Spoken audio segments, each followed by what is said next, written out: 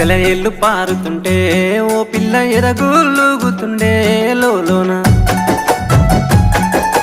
నదులన్నీ కలిసినట్టు పిల్లగా నవ్వెంత బాగున్నది నీలోనా గాజుల సప్పులు గలుగల్లు మోగంగా గజ్జెల పట్టీలు గంతేసి ఆడంగా వరిగడ్డి మోపు ఎత్తి ఓ పిల్ల వయ్యారి నడుము పవే ఈ వేళ